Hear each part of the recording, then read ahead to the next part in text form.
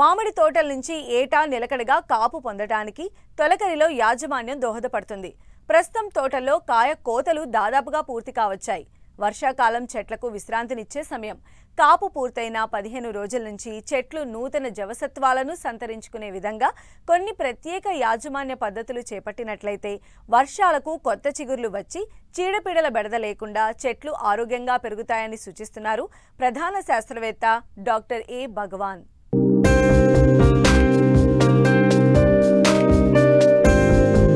మామిడి చెట్లు ఆరోగ్యవంతమైన పెరుగుదలకు తొలకరిలో చేపట్టే యాజమాన్యం కీలకంగా మారుతుంది. తొలకరి వర్షాలకు వచ్చే కొత్త చిగుర్లు కొమ్మలపైనే మరుసటి సంవత్సరం దిగుబడి ఆధారపడి ఉంటుంది. కనుక వేసవిలో కాపు తీసుకున్న తర్వాత మళ్లీ చెట్లకు కొత్త శక్తినిచ్చేందుకు రైతులు పోషకాలు, నీటి యాజమాన్యం, ప్రూనింగ్ వంటి యాజమాన్య పద్ధతులు చేపట్టి వర్షాకాలంలో చెట్లకు విశ్రాంతినివ్వాల్సి ఉంటుంది. ప్రస్తుతం కొన్ని తోటల్లో కాయకోతలు పూర్తవగా మరికొన్ని తోటల్లో కాపు చివరి దశకు చేరుకుంది. కాపు అయిపోయిన తోటల్లో చేపట్టాల్సిన యాజమాన్యం గురించి తెలియజేస్తున్నారు ప్రధాన శాస్త్రవేత్త డాక్టర్ ఏ భగవాన్. అయితే ఈ మామిడిలో ఇప్పుడు మనము కోత అనంతరం అంటే ఇప్పుడంతా కూడా పంట అయిపోయి ఎండ్ స్టేజ్కి వచ్చేసింది. అందరూ కూడా కోతలు చివరి దశకు వచ్చేసాయి.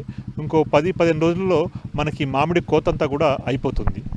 మరి మామిడి కోత అయిపోయిన తర్వాత అనంతరము మనం చేపట్టవలసిన ముఖ్యమైన పనుల గురించి నేను ఇప్పుడు మీకు వివరిస్తాను. మంచి పూత అట్లాగే కాత కూడా సమయానికి రావాలంటే రైతులందరూ కూడా ఈ జూన్, జూలై, ఆగస్టు మాసంలో తప్పనిసరిగా కొన్ని ముఖ్యమైన పనులు చేయాల్సి ఉంటాయి. ఆ ముఖ్యమైన పనులు కనుక మనం చేసినట్లయితే మనకి మామిడి సకాలంలో మనకి పూత మరి సకాలంలో పంట వస్తుందన్నమాట. కాయలన్నీ కూడా కోసిన తర్వాత రైతులు ఆ కాయ యొక్క తొడిమెలు ఉంటాయి. ఆ తొడిమెలన్నింటినీ కూడా చిన్నగా ప్రూనింగ్ చేసుకోవాలి. చెట్టుకి ఒక 10 రోజుల వరకు 15 రోజుల వరకు విశ్రాంతినివ్వాలి. అంటే చెట్టుకి మనం ఏం పని చెప్పకూడదు, ఏం పని చేయకూడదు. దాని తర్వాత జూన్ నెలాఖరులో చెట్టుని మనము కత్తరింపులు చేసుకోవాలి. ముఖ్యంగా కత్తరింపులు అనేది ప్రప్రథమంగా చేసే పని. ఈ కత్తరింపులో భాగంగా మనకి మామిడి అంతటికి కూడా మనకి ఎక్కడైతే కొమ్మలు, ఎండు కొమ్మలు, ఎండిపోయిన కొమ్మలు ఇవన్నీ ఉంటాయో ఇవన్నిటి కూడా మనము ప్రూనింగ్ చేసుకోవాలి.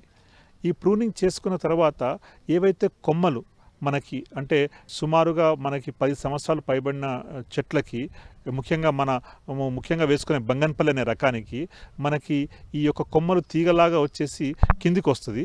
అట్లా కిందికి వచ్చినప్పుడు వాటిని మనకు 5 ఫీట్లు అంటే భూమి నుంచి 5 ఫీట్ల ఎత్తులో మొత్తం క్లియర్గా ఉండేటట్టుగా అంటే మనకు ఎటువంటి కొమ్మలు కూడా లేకుండా ఉండేటట్టుగా మనం కత్తరింపులు చేసుకోవాలి.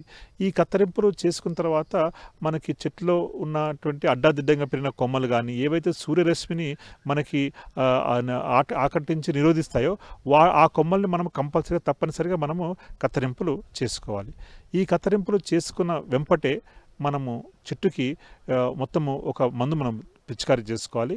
ఈ మందులో ముఖ్యంగా మనకి ప్రొఫినోఫాస్ అనే మందుని 1.5 ml 1 లీటర్ నీటికి కలిపి మరియు దాంట్లోనే మనము కాపర్ ఆక్సీ క్లోరైడ్ అనే మందుని కూడా మనము 2.5 గ్రాములు 1 లీటర్ నీటికి కలిపి మనం ఈ మందు ద్రావణాన్ని బాగా చెట్టు తడిచేటట్టుగా మనము పిచికారీ చేసుకోవాలి. అయితే ఈ మందు ద్రావణం కనీసం 10 సంవత్సరాలు పైబడిన చెట్టుకి 10 లీటర్ మందు ద్రావణం పడుతుంది. అదేవిధంగా ఈ మందు ద్రావణం పిచికారీ చేసుకునేటప్పుడు చెట్టు ఆకులే కాకుండా చెట్టు కాండము కూడా బాగా తడిచేటట్టుగా పిచికారీ చేసుకుంటే కాండం మీద తొలిచే కాండం పురుగులు కానివ్వండి లేకపోతే కాండం మీద వచ్చే తెగులు కానివ్వండి ఇవన్నింటినీ కూడా మనకి అరికట్టడం జరుగుతుంది అన్నమాట. కాపు పూర్తయిన తోటల్లో ముందుగా నీటి తడి ఇచ్చే సౌకర్యం ఉన్న తోటల్లో నీటి తడి ఇచ్చే ఏర్పాట్లు చేసుకోవాలి. మంచి పూత, కాత రావాలంటే జూన్, జూలై, ఆగస్టు నెలల్లో సమయానుకూలంగా యాజమాన్యం చేపట్టాలి. మరి తొలకరిగా వర్షం పడినప్పుడు జూలై మాసంలో తప్పనిసరిగా మామిడికి ఎరువుల యాజమాన్యం చాలా ముఖ్య పాత్ర వహిస్తుంది. దాని పోషకాలు ఎందుకంటే బాగా పంటనిచ్చిన తర్వాత పోషకాలు లోపాలు ఉంటాయి కనుక ఆ పోషకాలు ఇచ్చే రూపంలో 10 సంవత్సరాలు పైబడిన చెట్టుకి తప్పనిసరిగా మనము ఒక్కొక్క చెట్టుకి 1 కేజీ నత్రజని, 1 కేజీ భాస్వరము, 1 కేజీ పొటాషియం ఎరువులు వేయాలి. దీంట్లో మనము సూటిపాటి ఎరువులు వేయాలి. అంటే 1 కేజీ నత్రజని మనము ఒక చెట్టుకి 10 సంవత్సరాలు పైబడిన చెట్టుకి మనం ఇవ్వాలంటే మనము యూరియా 2 కేజీల రూపంలో ఇవ్వాలి. అలాగే సింగిల్ సూపర్ ఫాస్ఫేట్ రూపంలో మనం ఇచ్చినప్పుడు ఫాస్ఫరస్ అనేది సింగిల్ సూపర్ ఫాస్ఫేట్ రూపంలో మనం ఇస్తాము.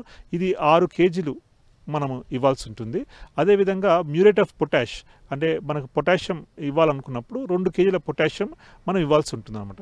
ఈ విధంగా 2 కేజీల యూరియా, 6 కేజీల సింగిల్ సూపర్ ఫాస్ఫేట్, 2 కేజీల మ్యూరేట్ ఆఫ్ పొటాష్, దాంతోపాటు మనం బాగా చివికిన పశువుల ఎరువు ఒక 50 కేజీలు ప్రతి చెట్టుకి మనము ఇవ్వాల్సి ఉంటుందన్నమాట.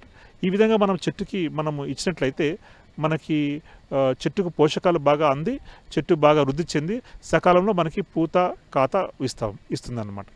అదేవిధంగా మనకి ఆగస్టు మాసంలో చెట్టుకి సూక్ష్మధాతు లోపాలు ఉండే అవకాశం ఉంది కనుక ఈ సూక్ష్మధాతు లోపాల్లో ముఖ్యంగా మనకి జింకు, బోరాన్ లోపాలు ఎక్కువ కనిపిస్తాయి కనుక తప్పనిసరిగా ఆగస్టు మరియు సెప్టెంబర్ మాసంలో 2 సార్లు మనము ఈ యొక్క సూక్ష్మధాతు లోపాలని దాంట్లో భాగంగా జింక్ అనే దాన్ని 1 గ్రాము 1 లీటర్ నీటికి కలిపి దాంట్లోనే బోరాన్ అనేది 1.25 గ్రాములు 1 లీటర్ నీటికి కలిపి గనక మనము ఈ 2 సూక్ష్మధాతు లోపాలని కలిపి గనక మనం పిచికారీ చేసుకున్నట్లయితే మనకి ఈ 2 సూక్ష్మధాతు లోపాల నుంచి మనము నివారించుకొని చెట్లంతా కూడా బాగా వస్తాయి. ఈ విధంగా మన కోత అనంతరము మామిడిలో ప్రూనింగ్ ప్రక్రియ అంటే కత్తిరింపుల ప్రక్రియ, భూమిలో ఎరువులు వేసుకునేది, అదేవిధంగా మనకి సూక్ష్మధాతు లోపాల నివారణకి ఈ 3 కనుక మనం చేసుకున్నట్లయితే మనకు మామిడిలో సకాలంలో పూతకొచ్చి అధిక దిగుబడి వస్తుంది.